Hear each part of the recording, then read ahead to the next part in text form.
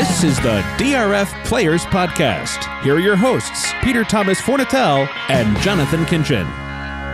Hello and welcome to the DRF Players Podcast. This is show 373, the Tuesday, October 9th, 2018 edition, right after the big prep weekend for the Breeders' Cup, coast-to-coast action with an eye towards that day in just about 4 weeks' time. Gosh, even a little less at this point at Churchill Downs. I'm your host, Peter Thomas Fornatal, pretty darn far from the Brooklyn bunker. I'm actually in the lobby, in a conference room, in the lobby of the Staybridge Hotel in Vauxhall, South London, right across the street from Susan's office. It's fairly late at night as we're doing this. We're recording Monday night, but with so much good action from the weekend, wanted to make sure we got a show in for you. I plan on going to the races tomorrow. Going to head down to Brighton Racecourse, check another one off my life list. Supposed to be beautiful up on the hill, overlooking the sea.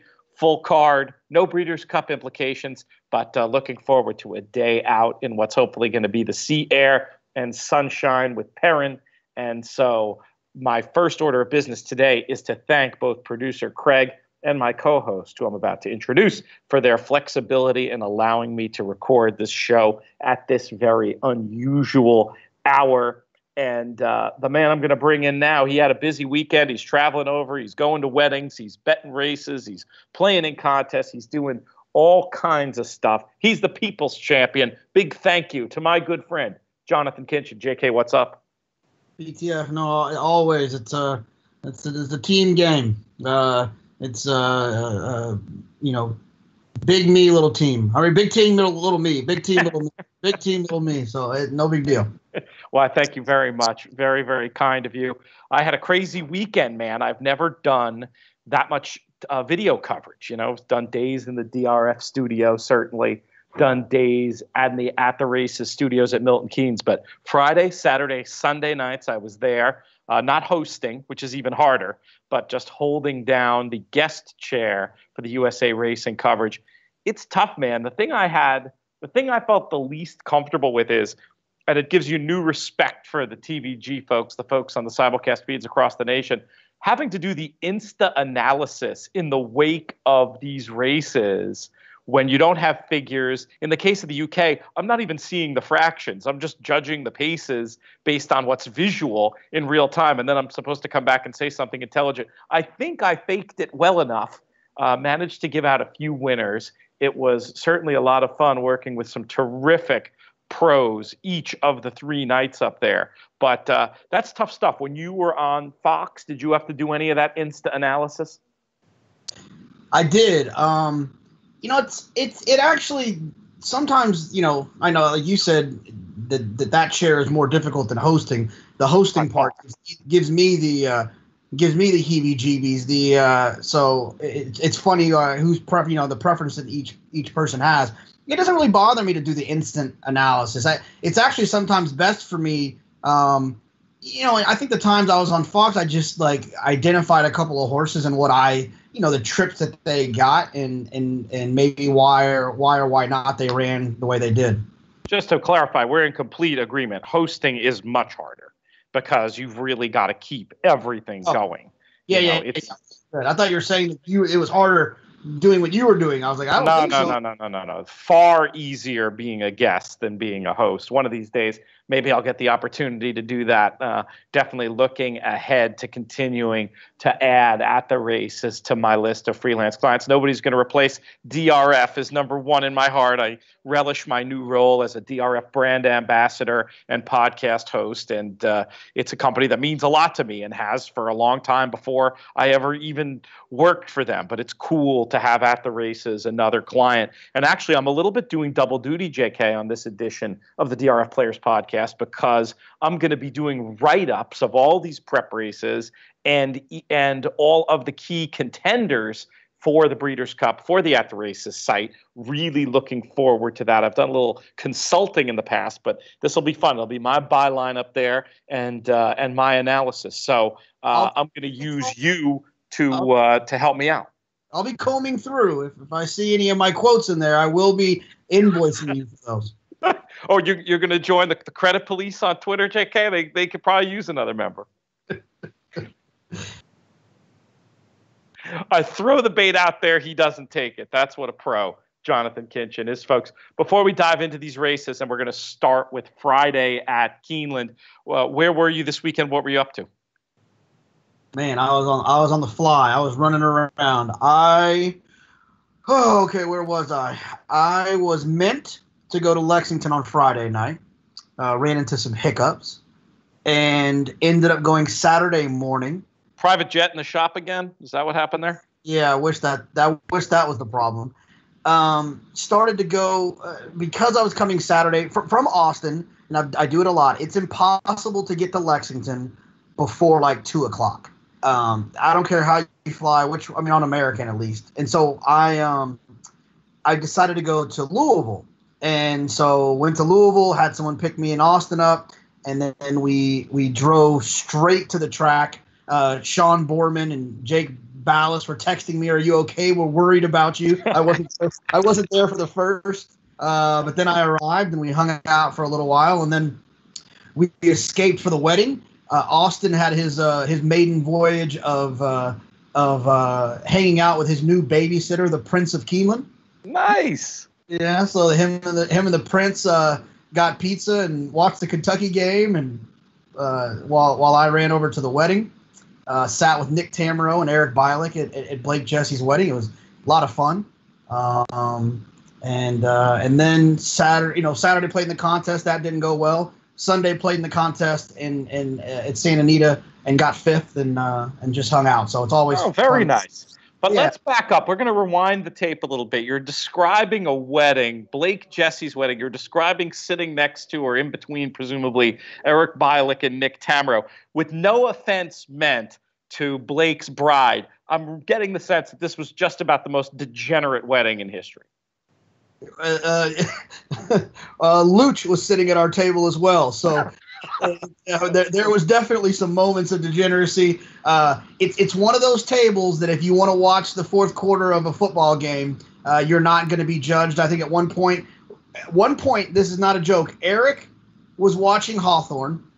I was looking at the fourth quarter of a football game. Nick was watching the Astros, and Luch was telling a story of some bad beat that he had taken. Oh, that's fabulous. So that is most definitely, with no offense to the bride at all, and we use the degenerate term lovingly, of course, the most degenerate wedding I've ever heard of. I'm glad you guys didn't disappoint me in your behavior. Makes me feel good. Let's talk about the races from Keeneland on Friday. We're going to start off with a race. Many people were already, JK, giving me a hard time about this. If you'll remember, one of the most infamous moments in DRF podcast history, when I attempted and failed, PTF tries, pronunciation fails, talking about the name of this particular Grade 1 stakes race for fillies on the dirt. But let me just say this before we get into it. It's all people from Kentucky who give me a hard time, I've noticed, about this. And I'm not going to take guff from a group of people who think that the word is pronounced Versailles and not Versailles. I'm not going to take cues on diction from this group of people genuinely. But I will admit it was ridiculous. Years ago, I called it the Alcibiades? Of course, it's the Alcibiades. And we had a very impressive winner, JK, and Restless Rider for Kenny McPeak. What did you think of this performance? I thought she was impressive against that group, and I want nothing to do with her moving forward. I think she'll be bet by the way she won. And I just wasn't really moved. The figure wasn't that fast. 98 raw on time form, upgraded to a 101, being close up to that pace. That did go red to the half. But to your point, that 98 slowing down, probably not going to stack up as the best figure going forward to the juvenile fillies dirt. But it wasn't bad. Is there anything? Was it more visually? What is it that's leaving you cold about this effort? No, visually she was stunning, right? I mean, she took over pretty easily, and it wasn't really even in question. I just think that the figure wasn't that fast, and what brought me to that conclusion was, and I'm trying to find, because I don't want to misquote, but our friend and figure maker Craig Milkowski from Timeform US had a note essentially pointing out that these races leading up to the Breeders' Cup this year are some of the less inspiring that he's seen in years in the previous years, and so it's going to be hard. What was he talking about? He was talking about this specific race, or he was talking about the preps as a group? I was talking about them as a group, and I assume that this one was just bundled into that phrase. So it wasn't that fast, and I thought it was impressive. But based on the fact that she's going to, she won by 2, and all of these things, she's going to be probably shorter than she should be on the day. That's a race that I can tell you right now, the filly and mare. I'm sorry, just the juvenile fillies. I don't really have a strong opinion there. Nothing sticks out. The horse I think is probably the best is Bellafina, and I don't like her at all. So I guess I'll just try to, on the day, I'm going to look for something a little bit more, maybe like a progressive, improving type. Because these horses that have been winning these races, or these fillies that have been winning these races, haven't really grabbed me. The shortest numbers, the sharpest numbers out there have Bellafina 5-2, Restless Rider at 5-1. There's one outlier shop with 10 on Restless Rider, but I'm almost guessing that hasn't been updated yet. That should be shorter, but honestly, even at that outlier 10, I'm not rushing to go to the window, but that would almost surely be value. But I hear what you're saying, and we're going to talk a little bit more about that division later in the show, and obviously plenty more before the race itself in a few weeks' time. But anything else? I mean, I'm guessing the answer is no, but any other thoughts on that race, or any others you're intrigued by going forward? No, there's not even. I don't even. No, I mean nothing really tricky there. I mean, I guess I thought that the second place horse, it was 11-1, ran okay, closing into that, but I just, like I said, it wasn't anything too impressive for me. You're talking about Reflect, who ran second and ended up with a 95 raw, 97, probably aided a little bit by that pace. But all right, let's move on to the race before, which really did to me have the look of a key Breeders' Cup prep race. Promises Fulfilled gets the job done. Distinctive B opting to go elsewhere probably helped that. Interestingly, not coded red on Timeform, coded very evenly, but a pretty quick 125 raw, downgraded in the performance figure of Timeform US to 123, I guess, because it wasn't fast for the level, according to Craig's figures. But to me, Promises Fulfilled in here, as impressive as he was, and as much as I thought he was going to get beat in the lane, very game to hold on in victory and shows what a good horse he is. But I felt he totally got the run of the race. And meanwhile, Whitmore and Limousine Liberal, disadvantageous positions, I thought both ran well, especially Limousine Liberal, who I thought had the obvious trip in the stretch, ducking, just holes closing on him. And of course, Limousine Liberal also has the advantage of going to his own personal sandbox, playground, whatever you want to call it, Churchill Downs, where he's done so well. I saw some 16-1 around JK on Limousine Liberal. That's going to be my first. If I can get that, that's going to be my first Breeders' Cup bet of the year. Actually, that's not true. I have a juvenile one that I can rip up already, but that'll be the first one made in anger. What were your thoughts on the Promises Fulfilled performance in the Grade 2 Phoenix? This is his third, I believe his third in a row, wire-to-wire win. Feels right. And the race before that, I think, was a defeat that was pretty impressive in its own right. I think he's a legit horse. Now, I wonder where he's going to show up. At Dale's post-race interview, obviously, he was going to think about it. Considering either this or the Breeders' Cup Dirt Mile, I think with Imperial Hint looming, the Dirt Mile could be attractive. Promises Fulfilled was obviously on the Triple Crown Trail earlier this year and had shown some promise to run a little bit longer. In fact, longer than that flat mile. So maybe that flat mile will be what he wants. I'm a little bit nervous because I think that his biggest strength is that he'll go 22 and 21 and 20 and 44 and 45 and like it look like he's in trouble and then keep finding. I mean, I think from the quarter pole home, anyone who was watching that race thought that either Whitmore and or Limousine Liberal were going to swallow him up, and he kept coming. Agreed. Don't you think he's more likely, and I guess it all depends who goes where, of course, but doesn't it just feel in the abstract like he's more likely to be able to boss the dirt mile than the sprint, where you figure he's going to face a tougher pace situation against some of those same horses, plus Imperial Hint, when he only barely hung on in the prep? Well, I think that there's two horses that are dodgeable, and one happens to be in each of those divisions. Well, there's actually three horses, in my opinion, that are dodgeable. I think Catalina Cruiser is potentially a dodgeable type with some of the buzz surrounding that one. But even if you don't want to buy into that one, I think City of Light is dodgeable in the mile, the dirt mile, and I also think that Imperial Hint is dodgeable. So it's like, well, which one are you going to dodge? If City of Light sits off of Promises Fulfilled and he's going 23 and 47 or 23 and 46 at the quarter pole and no one's having a bad trip, I want City of Light in that race. And vice versa. If they're going in the sprint and they're going 21 and 44 and Imperial Hint sitting off of Promises Fulfilled, I want Imperial Hint. So, to me, choose your poison is what you're saying. Exactly.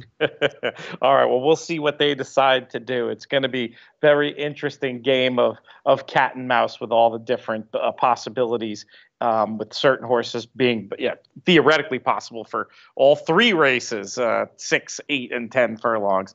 Talking about Mind Your Biscuits. So I do definitely take your point, JK. I think you've made it very well on a recent show that it sure seems like the Classic is the race that's going to have his name on it, as opposed to either of those other two. Let's move on to Saturday and stay at Keeneland and talk about Buchero. Gets back into winning form, scoring at 3-1, hot pace throughout. Figure comes back on time form, 118 on the raw numbers, upgraded to 122 on those figures. Is this a serious contender for the Breeders' Cup Turf Sprint? Yeah, I think you have to consider him a contender. He's not one that I'm looking forward to. He's one of those horses that I think that when you go through the PPs come time for the turf sprint, he's one of those horses that you just kind of include because you respect him. But he's the type of horse that there ain't too many situations where you'd like single him or really lean on him.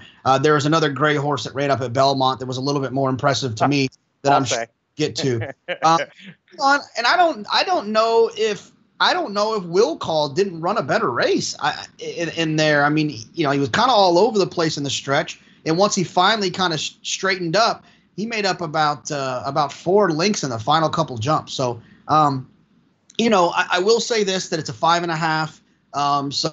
So there is an opportunity to find something. It's the same distance they'll be running come November, the first weekend in November at Churchill. So, he ran okay, but nothing glaring that really jumped on me. I think I would probably want Will Call out of that spot. That's interesting. I would not go with Will Call over Buchero just because I feel like those fractions probably flattered and exaggerated that late run. That's just my 2 cents. But I'm with you on Buchero. Use, include, do not key, do not go crazy fading. And I think we're going to have that about a lot of these winners as we go forward. So apologies in advance, but we will find folks a few places to get stuck in, hopefully. Let's move on to the TCA Grade 2, JK, Golden Mischief getting the job done here. Here's one that you can see how Craig and the Timeform algorithm took kind of a dim view with the blue-coded half mile, 117 final, but then that comes down on the performance rating to a 112. Your thoughts on this one? I thought she was pretty impressive. Now, keep in mind, unlike some of these other preps, one of the interesting things about the TCA as a prep is that now they're going to be going from 6 to 7. So it's the winner of this race is going to be doing something different. So there's some opportunities in here for different things to happen. I thought Golden Mischief's trip was kind of weird. She was kind of in the race, then she kind of like shuffled out and then had that long drive, and there was swung her way in between. I thought she ran pretty well, and I think that off of a little bit of a freshening, she should have a little bit of an opportunity to improve. She's definitely one that I would consider moving forward. She was finishing, from out of it, so the 7 doesn't suggest to be a huge problem for her. And then, she's run at 7 in the past. I don't see that, she did win back in 2016, but I think she's definitely one that I would probably want out of there. I thought she ran pretty good. I'm seeing some 16-1. I'm going to check if that's an outlier or if that's what's generally available. Not really priced up anywhere, only priced up in the one shop, and it's not a sharp place. That number probably ends up being lower when she gets priced up everywhere. Some of these books a little bit slow to get numbers out there. Let's move on, JK, to what was the 8th race. The First Lady, a raving beauty, looking pretty darn good, ends up wiring the field, which surprised a lot of people, including me. I liked her in the spot. We talked about her. You wouldn't have thought she would have been on the lead. That sent off a few Twitter flurries, ends up fairly even pace, no coding color-wise on time form, 121 both performance-wise and figure-wise for a raving beauty. What did you think of this effort? I kind of giggle that back on May 12th, I tried to beat her in the Bogey. So that's the first thing. Yeah, no, I think it was interesting that she kind of ended up on the front end. I think a lot of people were confused about that. I think that, you probably expected that to be Cadera. But she broke well. She was down inside. There was a rider change to Johnny. I think Johnny is probably more comfortable forward. That's not that he can't ride from off, but I think that if a horse breaks, he's going to kind of stay out of their way. It's one of the things that him and Mike kind of do. They'll let these horses kind of find their own little rhythm. Irad, I think, is an amazing rider. He's one of my favorite. And give me 5 guys if I need him for my money, and he would be one of them. But he's one that will kind of get in their mouth a little bit and restrain them a little bit. And maybe that's why she has been a few jumps back in the past, and Johnny let her roll. I think she's really talented. She's definitely a horse that you would want to consider moving forward. I don't think that they're going to try to stretch her out for the Filly and Mare Turf, but I'm not. There's no Breeders' Cup race for her, and I think she might be headed to the Sale in November, so that might be it for her. Would be my guess. So I don't know that any of these are going to have major Breeders' Cup implications going forward. Was just curious to see what you thought of Donna Bruja's performance before we move on. I thought she ran well. I think that the real trip and the horse that really motivated me, and the one that I do want to have another opportunity at betting, because I think that her 2 North American races look a lot worse than they are, and that's Indian Blessing. She got squeezed at the start. She was far back off of a moderate pace, and she was flying late on the far outside. And I think that her trip up at Saratoga was a little bit tricky. She was kind of ranking in the, we talked about it, I think, on the phone, Pete, on the day of, where I told you, I actually think she ran pretty good. And in fact, I think at Saratoga, she ran a better race than a Raving Beauty. So Indian Blessing is the one that she well, even on, she galloped out in front of her, she out-finished her in the lane, and she came from behind her. So she's definitely one that I want to take a look at moving forward. Probably not Breeders' Cup, but you just mean in general, I assume. Wherever Indian Blessing shows up, I'll be interested in participating. Interesting. All right, that's. I get what you're saying. I would have put a caveat about not at the highest levels and maybe needing a little bit weaker. But heck, up in class, you might see a huge price. So maybe your attitude makes sense. Yeah, I don't think she shows up in the Filly and Mare Turf. I don't know if she would even get in based on. That race usually, subscribes pretty highly. But if she shows up in a race like that, I'm not saying she's going to win the race, but she's definitely going to outrun her odds wherever she shows up. I like that analysis. There were a couple of instances on the weekend, JK, where I sent you that text I sometimes send you after races. How the heck did that win? Don't always say heck. How the heck did that win? Knicks Go. I think you can answer that question. Maybe when you look at some of the non-performances from others in there. But what you're left with in the end is a 70-1 shot running a 107 time form performance figure. That's just upgraded 1 from the 106. Uncoded fractions, loose on the lead, very, very easy. Did this tell us more about the ones that were in behind, or do you see something here to like going forward? The best excuse I got, and look, there's 2 excuses. I'll give you the best excuse I got was time form had the pace at Arlington, first 2 fractions coded red, and first time Lasix. It's the best I can do. I don't want the horse moving forward. I think it was more of an indication of what he was running in front of. It wasn't even close. I mean, he blew those horses away. I didn't like a lot in there. I was spread all over the place. I guess the disappointment for me was Mr. Ankeny. I thought he was going to run a lot better. I thought his 99 time form that he ran before was a real number. When you go through the charts, you can kind of see what horses had run behind him out of that race, and they had all kind of either matched or improved, which made me think the number was real. And he just didn't run very good. So nothing in here makes me want to – I don't want to bet any of these horses back, especially Standard Deviation, who I did hear is showing up in the Breeders' Cup. Okay, that's interesting. You just weren't impressed with Standard Deviation's run, pace or no pace. No, I think he's one of those turf horses that like just kind of like keeps running okay on the dirt, so they got to keep trying it, and he'll eventually get back to the turf, and then Chad will win a grade 1 with him. Not really a grade 1. That was supposed to be a joke. You know what I mean? We will give an excuse for Dreammaker, who went off as the 5-2 favorite and just had a no-shot trip, getting bumped around and clipping heels. So that's one, if you liked going in, you could certainly give another chance to. You can't hold the form. You can't hold what happened in the race against that horse with that trip.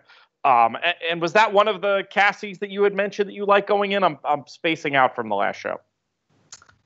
I believe yes. But I think I like a lot of horses in that race. That was a tough spot. In fact, I think I used like almost 8 in the race the way that I played it, and obviously didn't have the winner. All right, let's talk about the Shadwell Turf Mile. Now, here's one. I don't think you can claim it as a given out winner, but you clearly have some sort of special relationship with Richie Baltas, how often you pick his horses. I know you at least mentioned the horse as a contender. Next shares, coded fractions read throughout, 123 on the raw time form numbers, upgraded to a 125.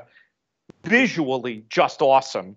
But I'm just going to go on a limb and say probably not going to be intimidating anything that was thinking of coming over from Europe. Now, you have to remember, though, not a strong year at all for European milers. This race is wide open, this Breeders' Cup Mile, and it'll be fascinating to see what comes over. My gut is there'll be something from Europe that I want more, but the horse if all you did was just sort of see the tape, you'd be like, oh yeah, of course that horse is going to be 6-1 in the Breeders' Cup Mile. He saved every step of ground, right? I mean, every step of ground. And if you work back through it, analyze it, did that same thing. Well, not the same thing he always does, but he did that thing where he ranged up for a second and then just completely fell apart. Not completely fell apart, but fell apart. I thought Synchrony was going to run much better. I thought Almanar was going to run much better. Heart to Heart, I was right at least about that portion of it, that Julian almost got, removed from our country from rating that horse last time. Everyone was so mad at him. I knew that he was going to be aggressive early, and he was. Voodoo Song is not very good. Unfortunately, Voodoo Song has been good at Saratoga when I bet against him, JK. Exactly. If I bet against him at Saratoga, he's money in the bank. Exactly. Bound for Nowhere. The pace was quick. Heart to Heart, Bound for Nowhere, and Voodoo Song were all in the back half. Analyze It was kind of up there close and stuck around, and the Great Wide Open stuck around. I just don't think it was I don't want to say it wasn't a great race. I'm sorry, it wasn't a great race. There was good horses in the race. So I guess we'll just have to see what happens next.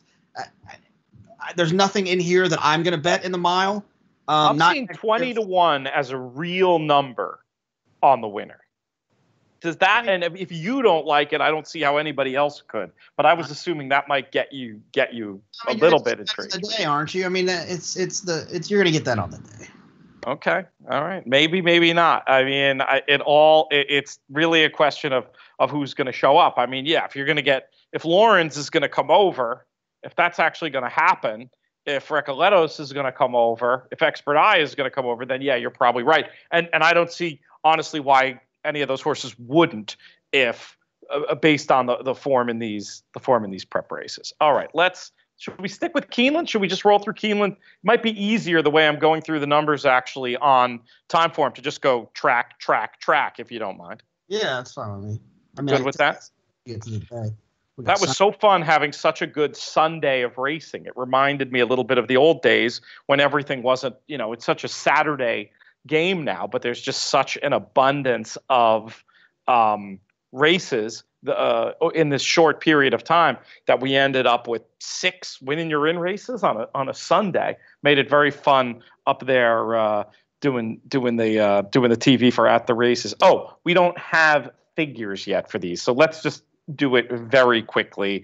Current ends up winning the Bourbon Stakes for Todd Pletcher. I don't know if you have easy access to see what the buyer figure was. I don't want to open that many windows and risk our sound going completely in the dumpster. But 9-2 winner for Ortiz and Pletcher. What were your thoughts on that one?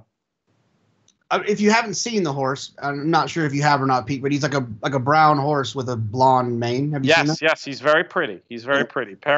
Perrin would buy a Current doll. Very, very cool looking horse. I thought War of Will or Helena's Joy, the 1 and the 3, were the horses in here that I thought were the most likely. I used Current defensively, I think, just because I thought he had a chance. The pace in the previous race was slow, but he kind of quickened the way that I like to see a horse quicken. In the past, maybe 5 years ago, I would have tossed the horse off of being close to a slow pace. But then I've learned that sometimes they, if you put them 3rd or 4th or 5th, they'll still finish the same way they did when they were on the lead and still run well. It's still a final time figure and So I ended up using, but thought he was good. These horses are tricky. It's hard to fall in love. I mean, I've fallen in love with a horse in this division once, and that was Bobby's Kitten, and and he couldn't get the job done, although he ran an unbelievable race in the Breeders' Cup Juvenile, just because there's so many. It's just a juvenile turf. It's just tough. It's a tough race. I don't think Current is one that I will be using. Obviously, pending what the figure comes back. All right, let's talk about the Spinster. They bet it like it was a match between the 2 3-year-olds, Talk Move to Me and Eskimo Kisses. I think you and I were both a little anti-Eskimo Kisses, despite her obvious talent. Felt like the 10 furlongs is what she wanted. She obviously had the run of the race incredibly in the Alabama when Talk Move to Me couldn't have done a better job setting it up. Had she been a rabbit this time, not so much aggression from Talk Move to Me. Did the tactics that Leparoux employed here surprise you? I was sitting next to someone who said, I bet you Julian doesn't ride him like he did in the Alabama. And I thought to myself, I kind of wish he would, because it's not a 1.25 miles. It's 1.1 miles. I wish he would ride her like that, because it backfired in the Alabama, but I don't think it was like the worst idea. She's this high cruising speed filly, like go on with it, right? He rated her here. She ranged up and she was absolutely empty. It was ugly. I'll tell a story, a quick one. We were sitting in the green room yesterday. We're all sitting around, horse players, and I said out loud, and you'll understand why I said it, and everyone else. I was like, this is one of the smartest things I've done in a long time, is like playing a play where I completely tossed Eskimo Kisses, and like someone looked at me like, damn, that was an arrogant thing to say. And I was like, no, you don't understand. Like, I bet there's not a favorite I don't bet on. So the fact that I actually like tossed a favorite, like I deserve a pat on the back. Like, you don't understand. It's like listeners to the show know exactly what you're talking about, John. It's if an alcoholic is like passing on a drink, and he deserves a congratulations. Chalk Players Anonymous. Come here, Brother Kinchin. Give testimony. Chalk Players Anonymous. CA, yeah. All right, this was an ugly race. Blue Prize, we don't have a figure yet, but I mean, the drifting all over, the no-show from the horses who were bet. I mean, credit to connections. I don't mean to be rude about it. I think it underlined how hard it can be sometimes for 3-year-olds stepping up and facing their elders, whatever the betting market thinks coming in. And I don't take this, though. This doesn't make me feel more negative about the 3-year-old fillies who ran in the cotillion. I think it would be a mistake to say these 3-year-olds didn't run that well. Maybe those two aren't that good. I'm still very interested in those two for the big race in the Breeders' Cup Distaff. How about yourself? And am I giving the winner short shrift?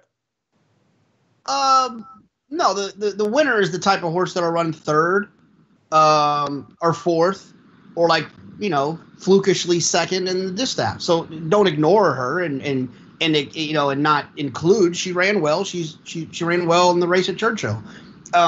Do I think we just saw the winner of the distaff? No. I mean, I'd rather have Abel Tasman. I think there's even a possibility I'd rather have Valdori, Monomoy Girl, Midnight Bisou. There's others in here. I don't know. I thought about saying Wonder Godot, but then I decided that I didn't want to say Wonder Godot. It wasn't a great race. I think the horses that we kind of expected to show up and run big races where they could kind of project themselves into that conversation of the Monomoy Girls and the Midnight Bisous and the Abel Tasmans, and they just didn't do it. I mean, Eskimo Kisses, I would like to bet Eskimo Kisses if the race was running 1.25 miles, but it's 1.8 miles. A lot of pace. Right, yeah. Exactly. So I would imagine Vouv will probably get a break. That's just a guess. I haven't read that anywhere, and I haven't heard that. Just a suggestion. It doesn't make sense to kind of go on with her at this point. She had a nice little campaign. I thought Pacific Wind was okay. She's always interesting for me. I thought she kind of got a perfect ride from Luis Saez. I think he kept her down there, saved a bunch of ground. I don't really see a world in which she can run better than she just ran. Yep. So the race doesn't really move me. What about the point that I made? Am I correct to not worry about the other 3-year-old fillies based on how poorly these 3-year-old fillies performed? Because I think I think some people might be thinking in those terms. Do you agree with me that might be a mistake? I think that would be a mistake. I mean, Vouv ran against Monomoy Girl. I believe in the Acorn was the last time they ran against each other. And Monomoy Girl ran well. That was probably Vouv's situation, that 1-turn mile. So Vouv ran well because it was a 1-turn mile. She was still kind of in form. She's kind of since gone away from form. And then the Midnight Bisou situation with Eskimo Kisses, that was at 1.25 miles. And I think we've all just, determined that Midnight Bisou is probably not as good at the 1.25 miles. So there's reasons why those situations happened. And I think that if you dive a little bit deeper, you can avoid making any rash decisions about the 3-year-old fillies. You tipped your hand on this question already, JK.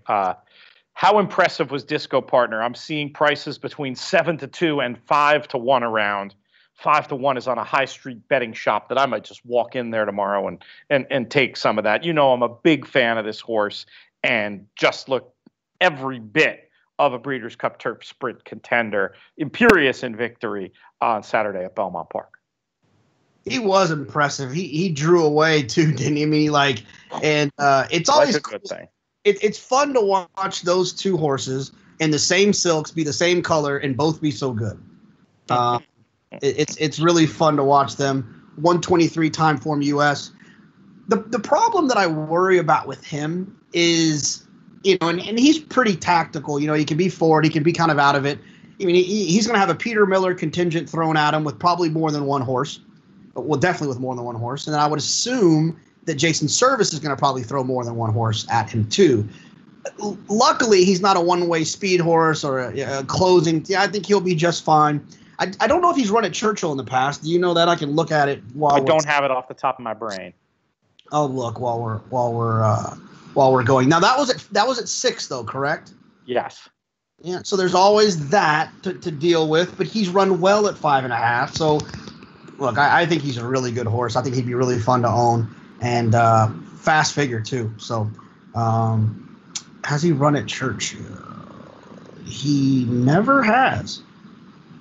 Well, this first time could be a memorable time for connections. Let's talk about the Beldame, JK. Going in, we talked about how it didn't really look like a grade 1 race, except when you looked at the type at the top of your racing form. Do you think Wildcat delivered a grade 1 performance? She won, but no. She won pretty nicely, but are you saying that the group behind her was weak enough that even winning well by 3 1/4 doesn't move you? Yeah, she didn't beat anybody. Does nothing for me. She's a no-ticket type for me in November at Churchill. I think she's not. I mean, I would love to own her. I'm not knocking. I just don't think she's going to win a legitimate grade 1 with good grade 1 horses in it. I can name 10 horses. The figure backs up what you're saying, JK. The 118 she earned, right in line with the previous 120 and 117 on time form. It's not like this represented a new level of ability. It feels like a referendum on what was in behind her. Absolutely. I completely agree. And I didn't say it on the show, but I'll say it out now because I deserve it. I started to warm up to Farrell like the morning of, and I was looking at the race. I was like, I think she might run away. I tried to talk you out of it. Oh, I didn't bet her. I just this is one of those moves I do every now and then when I'm sitting around. But I did not have a bet in the race, so it's not dirty. But I just said I'm kind of interested in Farrell after they broke, right? And then and she ran bad, and thank goodness no one called me on it. You have our text conversation for that. Let's talk about the 2-year-old turf stake. Christophe Clement in the winner's circle once again, and this is one that when you consider the proximity to the pace and the coded red fractions for the second, third, and fourth fraction on Timeform US, looks okay. 11-1 score. Interestingly, Sand Dancer, who cut out that hot pace, gets the higher Timeform rating of 118, and that despite being bumped at the start. Do you feel? I mean, obviously, Breeders' Cup tricky, but do you think going forward either of these are going to have some graded stakes claims? And if I said 2-year-old before, I've had this bad feeling I might have said 2-year-old and I meant 3-year-old, of course. You did. You could throw some British pounds in in the mistake jar. The thing about this race is, you're right. Who knows? I think if the race was at Santa Anita, the Breeders' Cup was at Santa Anita, this horse would show up in that kind of cool race they run, the Twilight Derby, the 3-year-old turf race. Maybe he shows there. I don't know if they run the equivalent at Churchill. I would imagine they probably do something 3-year-old turf race. Obviously, the horse could show up there. I think the thing I'll take from this race is that I've always been right about Raging Bull not being. There's no bigger Raging Bull fan than me. And I mean, even I on TV was like 2-5, like you can have him. I guessed wrong about how to beat him, but the price was just, I mean, it's absurd. And in all seriousness, what do you think? I mean, just wasn't his day. Too many big efforts in a row. You're not going to really say that he got lucky all those other times, and this is the real Raging Bull, are you? No, I imagine it was the ground. It's maybe the ground. It's weird. I wish we had better. I wish we had like a much more comprehensive turf condition rating. That's a pet project. I feel like this is the Give Love to Craig Murkowski show, which is a smart thing to do because he's not only is he a great guy, super talented figure maker, excellent analyst, but he's also a listener to the show.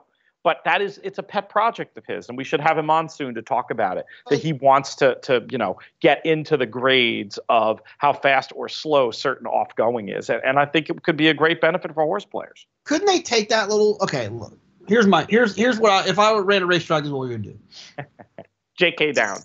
You know that little stick they like walk around, they stick in the ground. Sure, they have it here, the going stick. Though I don't know a lot of people who pay all that much attention to it, but maybe there are, and I just haven't met them yet. So why can't we get the going stick, right? We check it starting at the wire, and then we check it every furlong around the track, and then we take that number. And we maybe we do it twice. Maybe we do it a little bit more in the stretch. We take the number, we average it together, and we have a 6.5 rating on a scale of 1 to 10. We know that it was a 6.5 from 1 being liquid and 10 being concrete. Why can't we do this? Well, I think the Craig method isn't going to involve that level of engineering, but I do think it's going to be looking at variants. And that's a trick you can use, even just looking at the old school DRF variant if you want. You can kind of get – I've had one or two plays in my life that I got to feel really smart for 5 minutes when I realized how different two grounds equated the same were, and was able to use that in my form study / handicapping. But it's a good idea. It's something we'll talk to Craig about soon. But right now, you got one more thing on that? Yeah, the problem with the time, Pete, is the rail, right? So if you're, and I'm sure, Craig, obviously Craig's aware of the rail being there, but I'm saying if you're trying to do the variance based on a mile race when the rail's at 96 feet versus being at 0 feet, it feels like the times are going to be a little bit slower when it's at 96. And so that could throw you off when you're trying to figure out how soft the ground is. Well, we'll talk to him. I mean, obviously he'd adjust for that in his figure making. And I assume he'll have to adjust for that in this new project. We'll have him on soon to talk about it. But right now, I want to talk about another performance that I thought did stamp a major Breeders' Cup contender, and that was Complexity in the Champagne, who I just like this performance visually. Now, the fractions did not come back coded red. This was when watching it, I was guessing that it was quick. I love the horse's stride. Looking at the pedigree, you wouldn't necessarily think going longer 2 turns would be what the horse wants. But the way it looked, I feel comfortable saying that the distance won't be a problem. I think we have ourselves a second choice in the Breeders' Cup juvenile betting, JK, behind the silver wig trained game winner. Am I overstating the case? And I'll go one further. I don't think it'll happen at the Breeders' Cup, but I also think this Code of Honor is a future graded stakes winner, maybe your Remsen winner, to make an early call on that race. What did you think of this Champagne 118 for Complexity and Chad Brown? I think the people that own Trophy Chaser probably wish they would have sold him after the maiden win in the slot.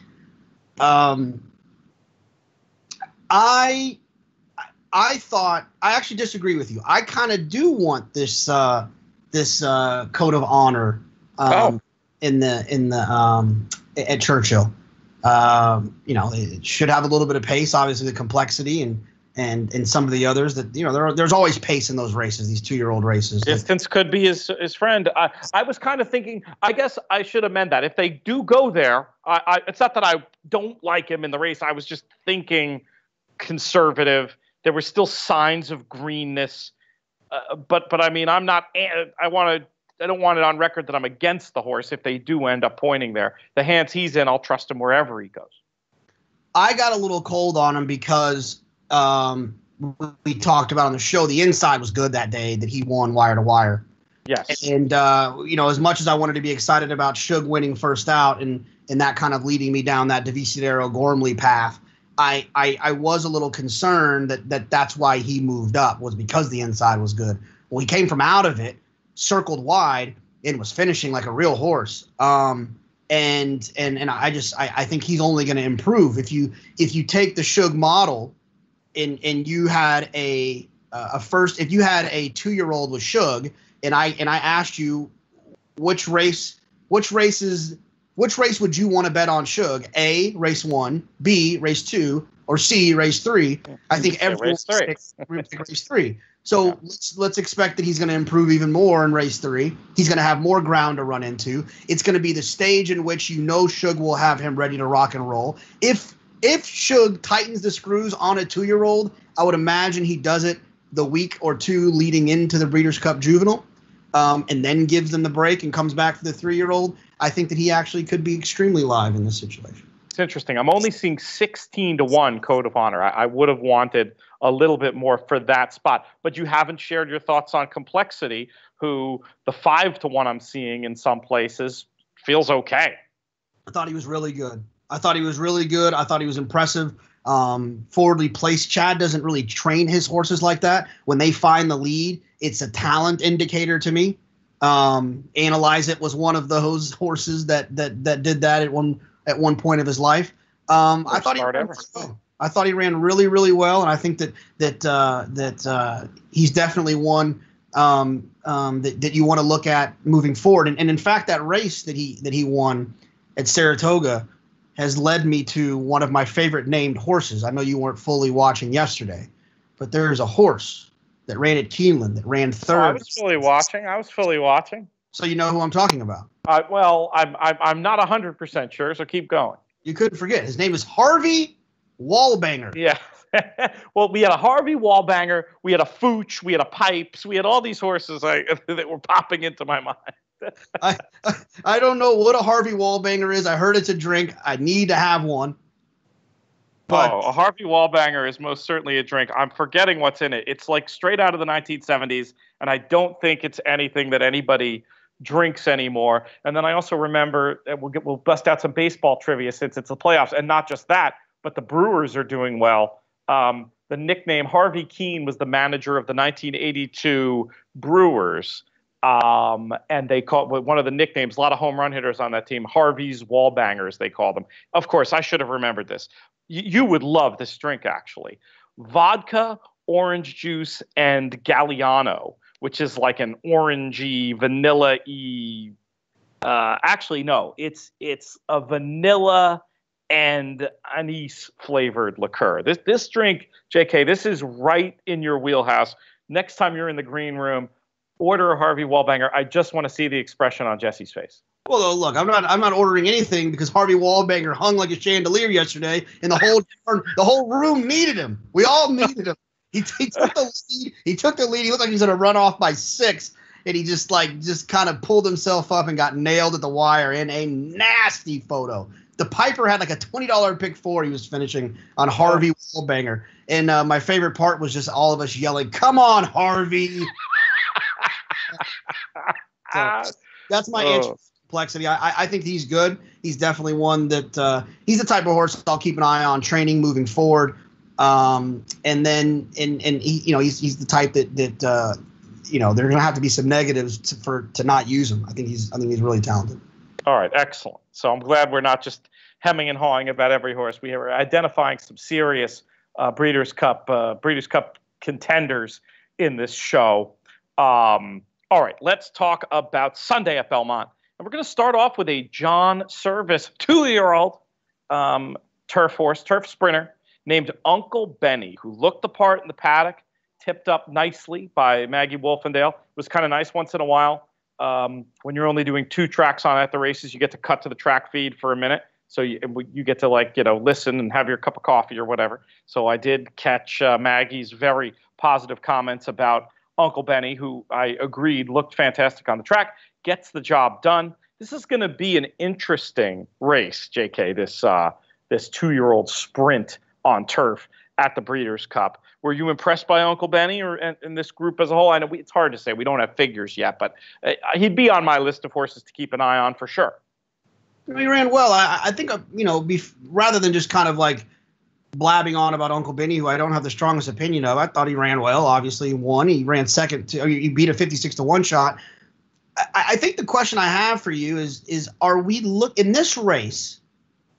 Are we leaning for it to fall apart with these babies, or are we leaning for the speed to hold?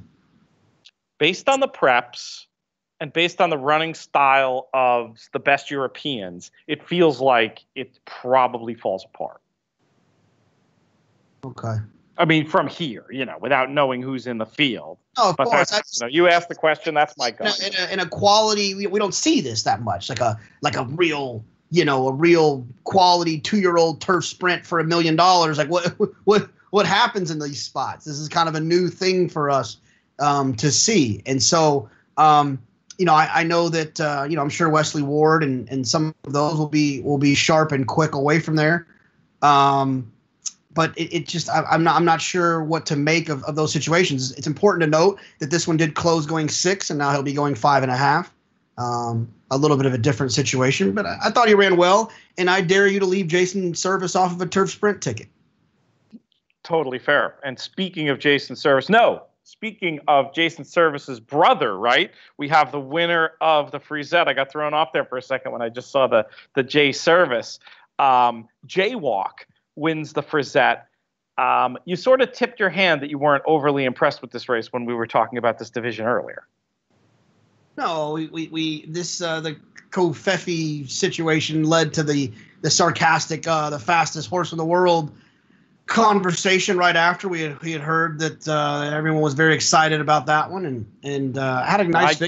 I gave out Kofefi on TV and felt bad after. I thought on breeding she's supposed to run better. She had the good workout, and boy, halfway through the race she looked like she was going to win. It just clearly seems pedigree or no pedigree. I'm guessing there's just distance limitations there. Yes. Oh, obviously she ranged and when they range like that, Nick Tamero was the first person that kind of pointed that out to me. When they range like that, it's the first indication they need to get cut back a little bit. Like they're in and then they're out. So yes. I thought Jaywalk was good. Ran well at Delaware and then had that kind of a long break. August 22nd to October 7th is a pretty significant break, so you can expect that there might be an improvement there. The figure came back okay enough, and like I said, I'm not totally moved by that group. Anyways, I want to find someone who I can try to beat Bellafina with, and Jaywalk is one that I'll keep an eye on, see how she's working. She'll probably be working at Parks. We probably won't get to see her much, but maybe she'll get there the week of or 2 weeks before and get her final breeze at Churchill. Let's send Philly Joe out there in the morning with a set of binoculars. Maybe he can give us some. He'll be our private clocker. What do you think? There you go. Philly Joe got there. He'll take care of us. The nicest man in racing. He is great. He is great, and a handicapping champion, a TV star. I mean, what else do you want from Philly Joe? Let's talk about this Flower Bowl, JK. It was a hollow victory. I tipped on the moon again, told the story of the last two rides. I did say, make sure you play the straight 7-1 forecast because it just could very easily end up going that way. And, of course, that's what happens. 4-Star Crook looked like a horse who's going to take some beating. Now, there might be some gorillas from over here coming over to contest that race. The filly and mare turf, Wild Illusion being talked about for it specifically, who look very good too. But 4-Star Crook is no pushover. And I thought On the Moon Again ran really well and was beaten like she was, glued to the 16th pole. Very impressive. Very much on the short list for the Breeders' Cup for me. Yeah, one of those performances where you want to punch yourself in the nose for betting an ice cold double with the horse that ran fourth in the race before, when you could have just taken all that investment and put it right on this one who was never going to lose. So she's good. She's really good. I think that I think we used to think maybe she wanted to go shorter. Maybe we thought she was the second or the third best Chad, behind Sister Charlie and Off Limits and I'm sure I'm forgetting another one of these Grade 1 winnings, horses that Chad has. But there's only like 16 of them. Come on. I think she's legit. I think she's a really good horse. I think that she's tactical. She's sharp. She can win at a mile. She can win at a mile and a quarter. I think the 3/8 will be just fine for her. The mile and 3/8. I think she's extremely live. I think she'll be forgotten a little bit if some of those gorillas that you mentioned come over. And she's also she's gonna be a better price than Sister Charlie's going to be. Right, on form, she almost has to be. Sister Charlie's our version of a gorilla. I like her, but I like both of them here. I mean, 4-Star Crook's the type that she'll be 12-1 on the day, right? I mean, if those I can't imagine she'll be that long. Let me fish for the. Well, it depends who shows up. The betting is a little messy right now because Sea of Class is in the betting. Sea of Class ain't coming. Okay. Lawrence is in the betting. Lawrence is going to probably go to the mile. I mean, I would send Lawrence to the mile. So let's see what that leaves. I mean, right now, I am seeing some 16-1. Let me see if that's anywhere that's remotely sharp, because that would suggest that you are correct, my friend, and that would make her super interesting. Now, she's barely for whatever reason, she's barely in the betting to the point where it makes me wonder if there was news today that I missed. But anyway, we'll get straightened out on that. We've got a month. Fact of the matter is, we're very much in agreement about that race. And for those, we'll talk about the ARC for 12 seconds, and then we'll talk about Santa Anita. Definitely watch the tape on Wild Illusion and that win yesterday from Longchamp. That's one who sounds like she is being pointed here. I had identified the one that ran second in there, Magic Wand, as a potential filly and mare turf runner back when she won at Ascot. So there's two who I think could come over who are worth taking a look at if you want to check out that replay. And then, of course, Enable, doing what only 7 others had done in history, stringing together a second ARC, doing so with what sounded like fairly inadequate preparation. I believe Sea of Class was best in the race. Not just saying that because she was one I liked going in, but tough draw, tough trip, ran incredibly well. But Enable, the benefit now of her sort of sketchy preparation, just the one synth prep, an illness in between the synth prep and the ARC, supposedly a little short and emptying out in that last furlong, according to trainer and jockey. If everything goes according to plan and she comes here, that'll be her third off a layoff. Normally, the Breeders' Cup, an afterthought for so many of these great Europeans who come here, Golden Horn coming to mind. In this case, you might have a very rare opportunity where you have one who's ready to run her peak effort, but they wouldn't bother with the filly and mare. They would go to the turf, and they would be odds on to win it. Did you have a chance to see the ARC? I saw the stretch, just where I saw Enable win, and it was pretty desperate, wasn't it? I mean, Sea of Class was desperately unlucky. Out the back, had so much work to do. I can't wait to see what the actual sectionals are. They may flatter Sea of Class. My gut is, as close as the pacemakers finished, that might upgrade Sea of Class even more. But I mean, whatever. There's no shame, given the weights and everything, that Sea of Class got that close. It was impressive when you consider, especially, the inadequate preparation. You don't win the ARC off one all-weather prep race and then with an illness in between. I mean, she's really, really good. I haven't seen it. I passed it in my feed. I'm sure you have seen it, but it seems to be getting a lot of attention, so I am going to watch it. There was an interview with James Doyle right after At the Races, right after the race, and apparently he's extremely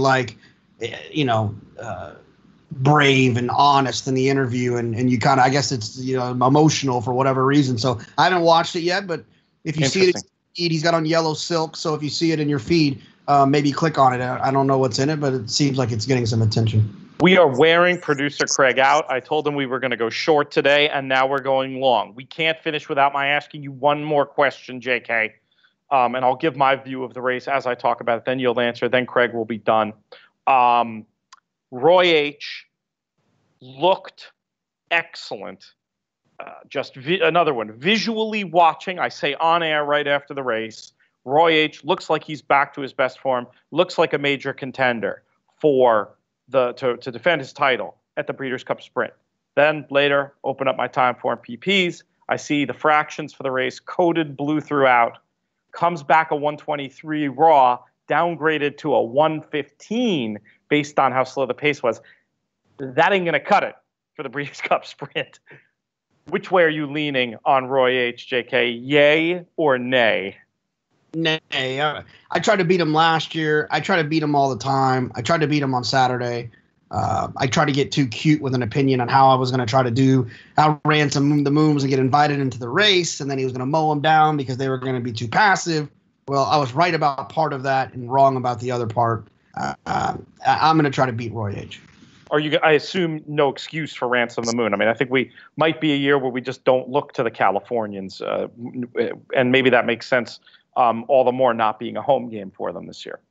Well, I think Ransom the Moon was against it a little bit in terms, not so much the track, but it's, the pace. They're not going to go 22:45 on November 4th or 3rd or whatever it is. I can promise you that much with Imperial Hint, possibly promises fulfilled, whoever else shows up in there. But the way that Roy H. ran, give me Limousine Liberal, give me Whitmore, and definitely give me Imperial Hint.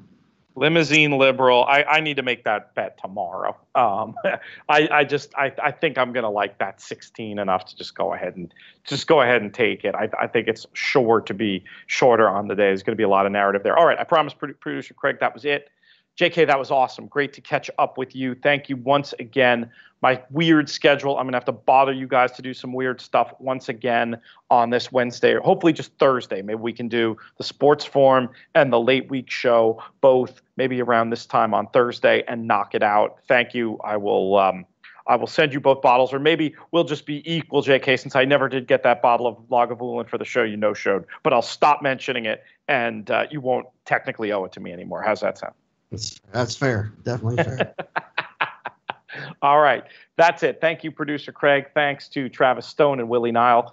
JK, of course. Most of all, thanks to you for listening. Some great questions. We'll try to get to them later in the week or next time. Going to have some great shows leading up to the Breeders' Cup. We will be back later in the week. I'm Peter Thomas Fornatale. May you win all your photos.